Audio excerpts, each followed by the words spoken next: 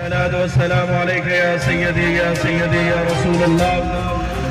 آج پوری دنیا میں امت مسلمہ کے دل رنجیدہ سویڈن میں قرآن مجید کی بے حرمتی کے خلاف ادارۃ السنان و تنظیمات اہل سنت خضدار کے زیر اہتمام ایک بڑی احتجاجی ریلی نکالی گئی، جو بعد ازاں مرکزی آزادی چوک خضدار پر جلسے کی صورت اختیار کی۔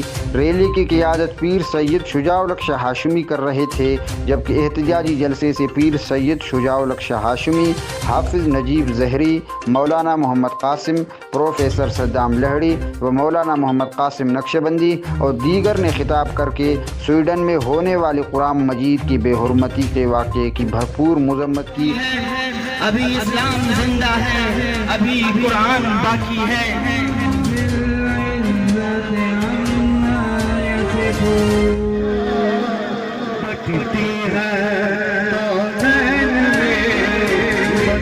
اس دوران حافظ ارشد نے نعت رسول مقبول کے ذریعے جلسے کو پرنم کر دیا۔ رپورٹ ناصر امین، تشریح نیوز خضدار۔ ہماری مزید اپڈیٹس حاصل کرنے کے لیے سبسکرائب کر لیں تشریح نیوز کا یوٹیوب چینل اور لائک کمنٹ کرنا نہ بھولیے، اور فیس بک ٹویٹر پر بھی ہمیں فالو کیجیے۔